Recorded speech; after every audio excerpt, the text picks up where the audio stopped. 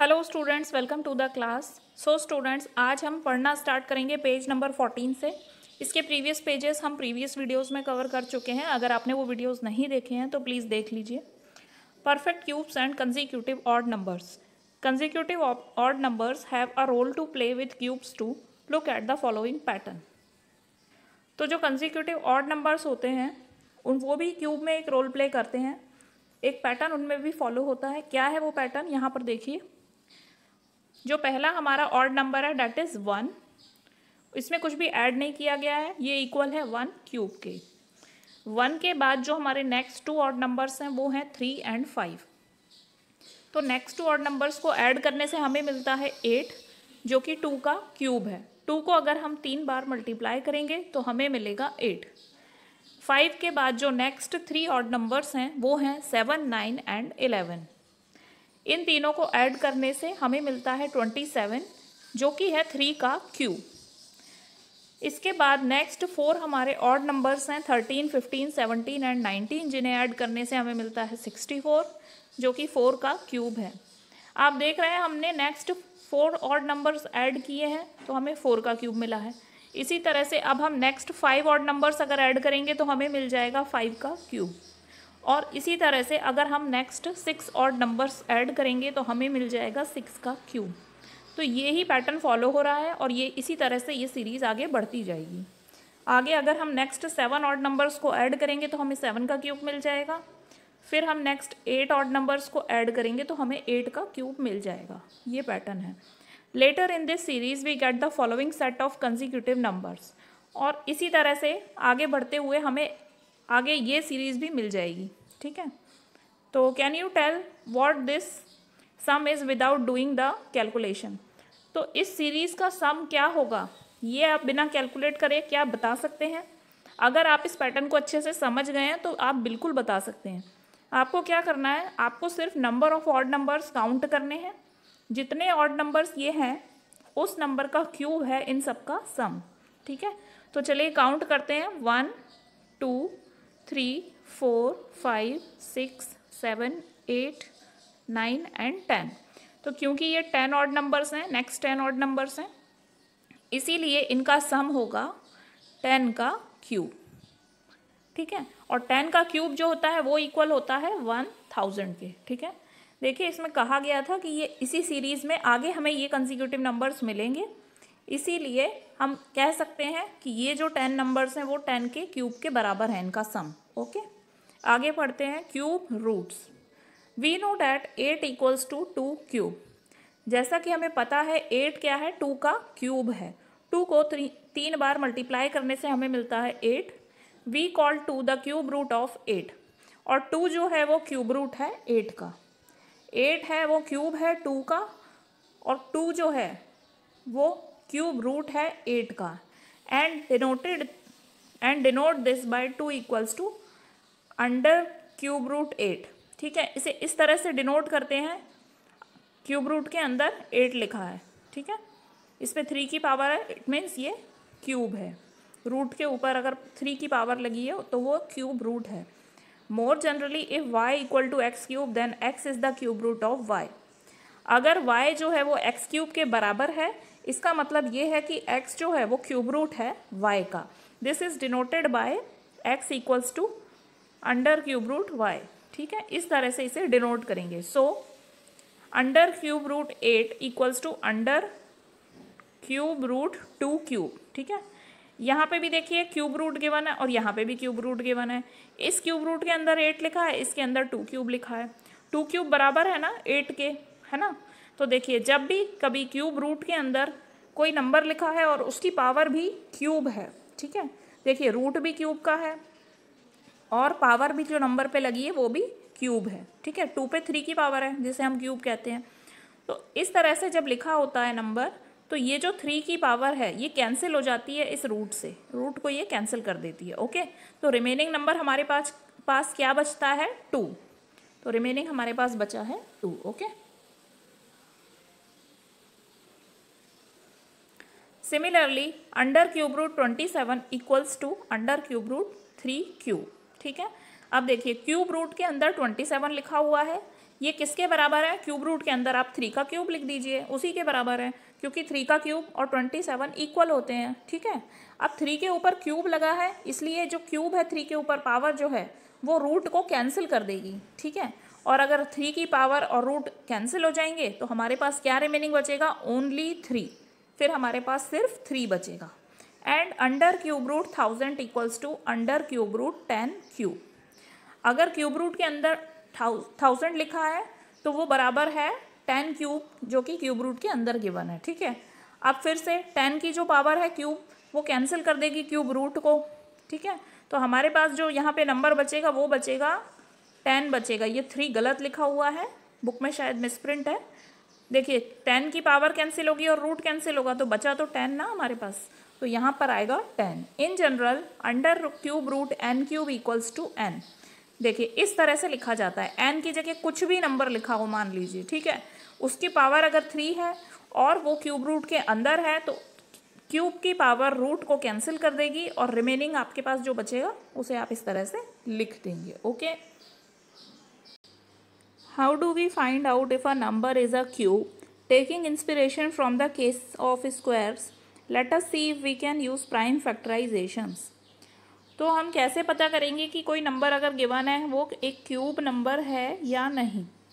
तो जैसे हम स्क्वायर नंबर पता करते थे प्राइम फैक्टराइजेशन करके, वैसे हम क्यूब्स का भी पता कर सकते हैं। ठीक है, यहाँ पर क्यूब्स फाइंड करने के 2 मेथड दिए गए हैं, ये फाइंड करने के कि नंबर जो है वो क्यूब है या नहीं। तो let us check 3375 is a perfect cube. Check करते हैं कि 3375 परफेक्ट क्यूब है या नहीं। तो प्राइम फैक्टराइजेशन करके पहले तो आप इसके फैक्टर्स निकाल लीजिए। तो इसके फैक्टर्स हमें मिल गए 3 × 3 × 3 and 5 × 5 × 5। Can the factors be split into 3 identical groups? For 3375 we can form these groups as 3 × 5। तो ये जो फैक्टर्स हमें मिले हैं, क्या हम इन फैक्टर्स को 3 आइडेंटिकल ग्रुप्स में बांट सकते हैं? 3 बिल्कुल सेम तरह के ग्रुप्स में तो बिल्कुल बांट सकते हैं। देखिए 3 × 5, 3 भी 3 बार है, 5 भी 3 बार है। ठीक है, तो 3 × 5, 3 × 5, 3 × 5, कुछ इस तरह से हम इसे 3 आइडेंटिकल ग्रुप्स में बांट सकते हैं। और तीनों सेम है इसलिए इसे हम 3 × 5 का क्यूब लिख सकते हैं। ठीक है, 3 × 5 कितना होता है? 15। इसका मतलब 3375 एक परफेक्ट क्यूब है क्योंकि ये 15 का क्यूब है। ओके, ये तो है पहला method. Another ways to check if the factors can be grouped into triplet. 3375 के ये जो फैक्टर्स हैं, देखिए दूसरा मेथड ये है कि इसके फैक्टर्स को 3-3 के पेयर्स में आप अलग अलग कर दीजिए। जैसे जब हम स्क्वायर फाइंड करते थे तो हम स्क्वायर में 2-2 के पेयर्स बनाते थे। ये क्योंकि ये क्यूब है इसीलिए यहाँ पर हम 3-3 के पेयर्स बनाएंगे। ठीक है, देखिए 3 के 3 पेयर हैं और 5 के भी 3 के, ये देखिए एक पेयर 3 का है और एक पेयर 5 का है, 3-3 के ग्रुप में। ठीक है, तो 3 का क्यूब इंटू 5 का क्यूब हम इसे लिख सकते हैं। दिस मीन्स 3375 का जो क्यूब है वो क्या है? क्यूब रूट 15 है। ठीक है, तो इस तरह से भी हम इसे फाइंड कर सकते हैं। Is 500 a perfect cube? क्या 500 एक परफेक्ट क्यूब है? तो उसी तरह से फाइंड कीजिए, पहले प्राइम फैक्टराइजेशन करके आप इसके फैक्टर्स निकाल लीजिए। तो इसके फैक्टर्स हमें मिले हैं 2 × 2, 5 × 5 × 5। Okay, we see that the factors can not be split into 3 identical groups, therefore 500 is not a perfect cube. तो जैसा कि हम देख सकते हैं कि 500 के जो फैक्टर्स हैं उन्हें हम 3 आइडेंटिकल ग्रुप्स में नहीं बांट सकते हैं। देखिए है ना, क्योंकि 2 इसमें 2 बार है और 5 इसमें 3 बार है। एक ग्रुप हम बना देंगे 2 और 5 का, दूसरा ग्रुप भी हम बना देंगे 2 और 5 का, तो एक 5 तो सिंगल बच जाएगा ना, इसका हम ग्रुप नहीं बना सकते हैं। और क्योंकि इसके 3 आइडेंटिकल ग्रुप्स नहीं बन सकते हैं इसीलिए ये एक परफेक्ट क्यूब नहीं है। आगे पढ़ते हैं, यहाँ पर एक टेबल गिवन है, prime factorisation of numbers, prime factorisation of its cube. तो यहाँ पे नंबर का प्राइम फैक्टराइजेशन दिया है और उसी नंबर का अगर हम क्यूब कर दें तो उसका भी प्राइम फैक्टराइजेशन दिया है। जैसे कि 4 के अगर हम फैक्टर्स निकालेंगे तो हमें मिलेंगे 2 × 2 और 4 का अगर हम क्यूब कर दें दैट इज 64, उसके फैक्टर्स हमें कुछ इस तरह से मिलेंगे, ठीक है, जो कि 2 into 2 into 2 and 2 into 2 into 2, 6 times 2 आया है, ठीक है, 2 क्यूब इंटू 2 क्यूब इसे हम लिख सकते हैं। इसी तरह 6 के फैक्टर्स हमें मिलेंगे 2 इंटू 3, और 6 क्यूब अगर हम कर दें जो कि है 216, तो इसके फैक्टर्स हमें मिलेंगे 2 into 2 into 2 and 3 into 3 into 3, that is इसको हम लिख सकते हैं 2 क्यूब एंड 3 क्यूब। 15 के अगर हम फैक्टर्स निकालेंगे तो 3 और 5 हमें मिलेंगे। 15 क्यूब के अगर हम फैक्टर्स निकालेंगे तो ये उसके फैक्टर्स हैं, एक 3 क्यूब और 5 क्यूब, ठीक है। 12 के अगर हम फैक्टर्स निकालेंगे तो वो है 2 इंटू 2 इंटू 3, और 12 का क्यूब जो है उसके फैक्टर्स अगर हम निकालेंगे और क्यूब फॉर्म में लिखेंगे तो वो कुछ इस तरह से हैं, 2 cube and 3 cube. Observe that each prime factor of a number appears 3 times in the prime factorization of its cube.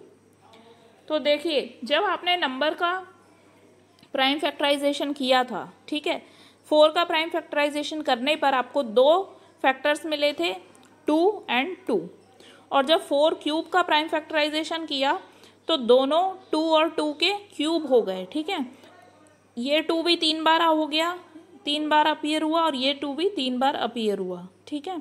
इसी तरह से 6 के हमें फैक्टर्स मिले थे 2 एंड 3, और 6 क्यूब के फैक्टराइजेशन करने पर हमें 6 क्यूब के फैक्टर्स क्या मिले थे, 2 भी 3 बार और 3 भी 3 बार। आप समझ रहे हैं, एक बार प्राइम फैक्टराइजेशन नंबर का जो किया था उसके क्यूब का प्राइम फैक्टराइजेशन करने पर उसके फैक्टर्स भी 3 गुना हो गए हैं, ठीक है, 3 बार मल्टीप्लाई हो रहे हैं, 3 टाइम्स नहीं हुए हैं, सॉरी, 3 बार मल्टीप्लाई हो रहे हैं। जैसे 2 है तो वो 2 क्यूब हो गया, 3 है वो 3 क्यूब हो गया, ठीक है। इसी तरह से 15 के फैक्टर्स थे 3 इंटू 5, 3 और 5 थे फैक्टर्स, ठीक है, और 15 क्यूब के फैक्टर्स 3 क्यूब एंड 5 क्यूब। 12 के फैक्टर्स थे 2 2 एंड 3, 12 क्यूब के फैक्टर्स हैं 2 क्यूब एंड 3 क्यूब। तो ये एक पैटर्न है, ठीक है।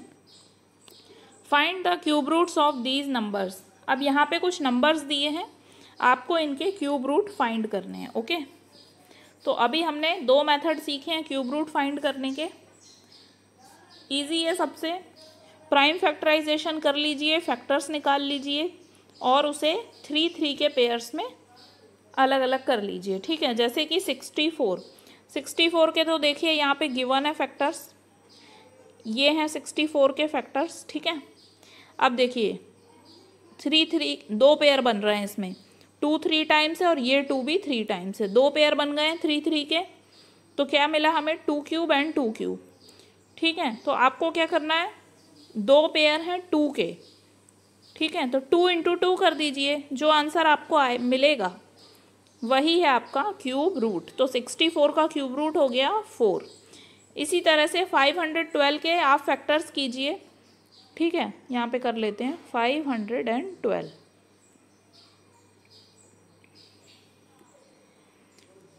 2 2s are 4,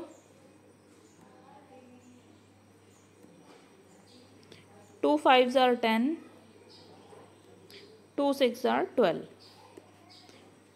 2 1s are 2, 2 2s are 4, 2 8s are 16, 2 6s are 12, 2 4s are 8,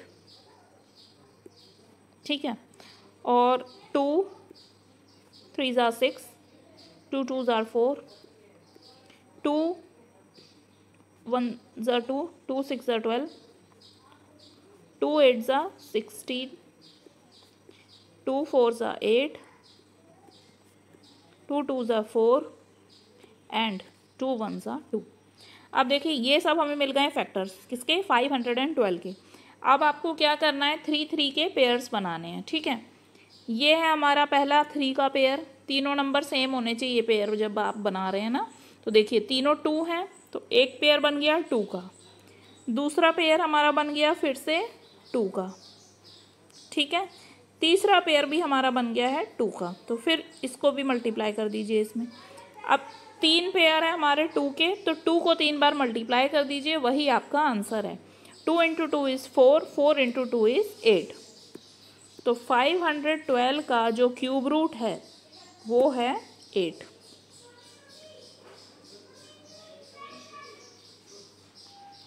इसी तरह से 729 का अब आप निकालिएगा, ये होमवर्क है आपके लिए। आगे पढ़ते हैं। Successive differences.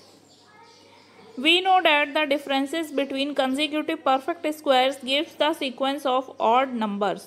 Observe the figure below where the differences are computed successively for perfect squares after two levels at the difference. तो जब भी कभी आप कंसेक्यूटिव स्क्वायर नंबर्स का डिफरेंस निकालेंगे, ठीक है, उन्हें माइनस करेंगे तो आपको ऑड नंबर की सीरीज़ मिलेगी। ये देखिए यहाँ पर ऑड नंबर की सीरीज़ है, फिगर में आपको करके भी दिखाया गया है, ठीक है।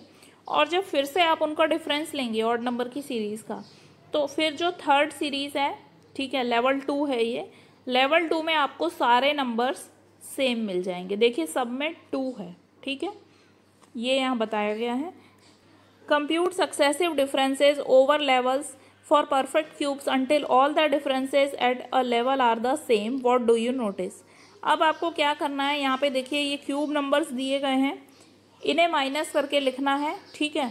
तब तक माइनस करना है जब तक, जैसे ये स्क्वायर नंबर्स में सेम नंबर आने लगे थे, ऐसे यहाँ पर भी जब तक सेम नंबर ना आ जाए, ठीक है, तब तक आपको इन्हें माइनस करना है। नोटिस करना है कि क्या पैटर्न आपको मिलता है, ठीक है।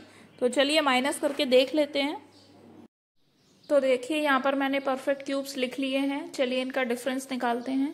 8 में से 1 माइनस करने पर हमें मिलता है 7, 27 में से 8 माइनस करने पर हमें मिलता है 19, 64 में से 27 माइनस करने पर हमें मिलता है 37।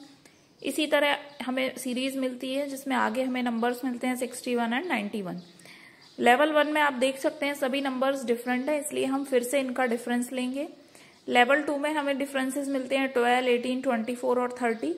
लेवल 2 में भी सारे नंबर्स डिफरेंट हैं, इसलिए एक बार फिर से हम इन्हें माइनस करेंगे। 12 से 18 माइनस करने पर हमें मिलता है 6, 24 से 18 माइनस करने पर हमें मिलता है 6 एंड सिमिलरली 30 में से 24 माइनस करने पर भी हमें मिलता है 6।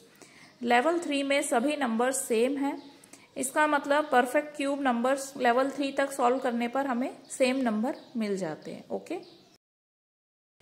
A pinch of history. The first known list of perfect squares and perfect cubes was compiled by the Babylonians as far back as 1700 BCE. तो जो पहली लिस्ट थी परफेक्ट स्क्वायर्स और परफेक्ट क्यूब की, वो कंपाइल की गई थी बेबीलोनियंस के द्वारा, जो बेबीलोन सिटी में रहते थे। कब कंपाइल की गई थी? 1700 BCE में। These list found on clay tablets. ये जो लिस्ट थी ये क्ले टैबलेट्स पर मिली हुई थी। यहाँ पे देखिए फोटो भी बना है इसका। were used to quickly find square roots, cube roots in problem involving land measurement, architectural design and other areas where geometrical calculations were necessary. तो इस लिस्ट को यूज़ किया जाता था स्क्वायर रूट्स और क्यूब रूट्स फाइंड करने के लिए, लैंड मेजरमेंट, आर्किटेक्चरल डिज़ाइन, ऐसी जहाँ पे भी ज़रूरत होती थी इस लिस्ट की मदद से जल्दी फाइंड किया जाता था स्क्वायर रूट और क्यूब रूट को, और कोई भी ज्योमेट्रिकल कैलकुलेशन में जहाँ इसकी ज़रूरत पड़ती थी वहाँ इसे यूज़ किया जाता था। Okay. In ancient Sanskrit work the term varga was used both for the square figure or its area as well as the square power, and the term ghan was used both for the solid cube as well as product of a number with itself 3 times. तो जो संस्कृत का वर्ग है, संस्कृत में वर्ग refer किया गया था। वर्ग किसे कहते थे? स्क्वायर फिगर को क्या कहते थे? वर्ग, ठीक है। जिसे हम स्क्वायर कहते हैं उसे वर्ग कहते थे संस्कृत में, और उसका जो एरिया हम निकालते थे, ठीक है, उसे भी वर्ग कहा जाता था, ठीक है। और स्क्वायर की पावर अगर लगी है किसी नंबर पे तो उसे भी वर्ग कहा जाता था। और इसी तरह से घन, घन किसे कहा जाता था? घन जो सॉलिड क्यूब होता था, क्यूब को कहा जाता था घन, और किसी के ऊपर 3 की पावर है तो उसे घन कहा जाता था। इसका मतलब ये है कि अगर किसी नंबर को 3 बार मल्टीप्लाई किया गया है तो उसे हम उसका घन कहते थे। The 4th power was called वर्ग, वर्ग, और अगर किसी नंबर पे 4 की पावर लगी हुई है तो उसे कहा जाता था वर्ग, वर्ग। These terms were used in India at least from the 3rd century BCE। तो ये जो टर्म्स थे ये इंडिया में कब से यूज़ हो रहे थे? 3rd century BCE से। आर्यभट्ट 499 CE स्टेट्स आर्यभट्ट के बारे में अब कुछ दिया गया है। A square figure of 4 equal sides and the number representing its area are called वर्ग। तो एक स्क्वायर फिगर जिसके चारों साइड्स इक्वल हैं, नंबर रिप्रेजेंटिंग इट्स एरिया, तो और जो नंबर उसका एरिया बताता है, ठीक है, उस फिगर का जो एरिया बताएगा उस नंबर को उसका वर्ग बोलेंगे। Okay, the product of two equal quantities is also called वर्ग। दो एक ही नंबरों का प्रोडक्ट, एक से नंबरों का प्रोडक्ट, लाइक 2 × 2, 3 × 3, इस तरह के प्रोडक्ट को भी कहते हैं वर्ग। दस द टर्म वर्ग for square power has its origin in the graphical representation of a square figure. ठीक है, तो ये जो टर्म है वर्ग, ठीक है, स्क्वायर पावर, इसका ओरिजिन जो था वो ग्राफिकल रिप्रेजेंटेशन में कैसे शो किया गया था, एक स्क्वायर के फिगर के फॉर्म में। Why is the word root the root of a plant used for the mathematical operation square root, cube root, etcetera. अब जो वर्ड है रूट, जिसे इसका मतलब क्या होता है, प्लांट की जड़। ठीक है, अब मैथमेटिकल ऑपरेशन में स्क्वायर रूट, क्यूब रूट, ऐसे इसे नाम क्यों दिया गया है? It is because in ancient India the Sanskrit word मूल meaning root of a plant, basis, cause, origin, etc. was used for the mathematical operation of taking roots। तो ऐसा इसलिए है क्योंकि एंशंट इंडिया में संस्कृत का जो वर्ड है मूल, मूल का मीनिंग क्या होता है, ठीक है, रूट ऑफ प्लांट, प्लांट की जड़ को कहते हैं मूल। बेसिस मतलब वो ही उसका आधार है, ठीक है, कॉज उसका कारण, ओरिजिन जहाँ से वो ओरिजिनेट हुआ है उसका ओरिजिन है। इसीलिए देखिए इसको भी मैथमेटिकल ऑपरेशन में रूट का नाम दिया गया है। जैसे कि 8 है तो 8 कहाँ से आया है, किसका क्यूब है, तो 8 क्यूब है 2 का, तो इसकी रूट क्या हो जाएगा, क्यूब रूट क्या हो जाएगा, 8 जो है वो क्यूब नंबर है और उस क्यूब की जो रूट है उसका ओरिजिन कहाँ से हुआ है, 2 को 3 बार मल्टीप्लाई करने से, इसीलिए 2 जो है वो क्यूब रूट है 8 का। ओके, आगे पढ़ते हैं। In Sanskrit vargamool the basis, cause, origin of the square was used for square root and ghan mool was used for cube root. तो जैसे हम इंग्लिश में स्क्वायर रूट और क्यूब रूट बोलते हैं, ऐसे संस्कृत में वर्गमूल और घनमूल कहा जाता था। ठीक है, स्क्वायर रूट को वर्गमूल और क्यूब रूट को घनमूल। This use of mool for the mathematical concept of root was subsequently emulated in Arabic and Latin through their corresponding words for the root of a plant, jidr and radix respectively। ठीक है, तो ये जो मूल का use किया गया है मैथमेटिकल कॉन्सेप्ट में, ठीक है, मूल जिसे हम इंग्लिश में क्या कहते हैं, रूट, तो ये कहाँ से आए थे, अरेबिक और लैटिन में भी इसी के कॉरस्पॉन्डिंग वर्ड हैं, मतलब इसी के से मिलते जुलते यूज़ किए जाने वाले वर्ड्स हैं। जैसे कि अरेबिक में क्या है इसका मतलब, इसे वो कहा जाता है जिद्र, ठीक है, और लैटिन लैंग्वेज में रेडिक्स कहा जाता है। ठीक है, जैसे इंग्लिश में रूट है, संस्कृत में मूल है, इसी तरह से अरेबिक में जिद्र, लैटिन में radix. The term mool for root has been used in India at least from the 1st century BCE। और ये जो अनदर टर्म यूज्ड वॉज पद, फूट, बेसिस, कॉज, ओरिजिन। तो और एक और जो दूसरा टर्म यूज़ किया जाता है मूल के लिए, रूट के लिए, वो है पद। ठीक है, जिसका मतलब है फूट, बेसिस, कॉज, ओरिजिन, वही सब इसके भी मीनिंग है same. Brahmagupta 628 CE explains the पद ऑफ अकृति, मतलब कि पद मतलब रूट और कृति मतलब square, is that of which is a square. ठीक है, तो स्क्वायर कहाँ से आता है, उसका रूट क्या है। ठीक है, कोई नंबर है स्क्वायर नंबर, तो उसका रूट क्या है, उसका जो स्क्वायर रूट है वो उस नंबर का ओरिजिन है। ठीक है, उसी नंबर से वो आया है, उसको 2 बार मल्टीप्लाई करने से स्क्वायर नंबर आया है। अगर कोई क्यूब नंबर है वो कहाँ से आया है, उसका जो क्यूब रूट है वहाँ से उसका ओरिजिन है, उसके जो क्यूब रूट नंबर है उसे 3 बार मल्टीप्लाई करने से एक क्यूब नंबर हमें मिलता है। ठीक है, तो आज की क्लास के लिए स्टूडेंट्स बस इतना ही।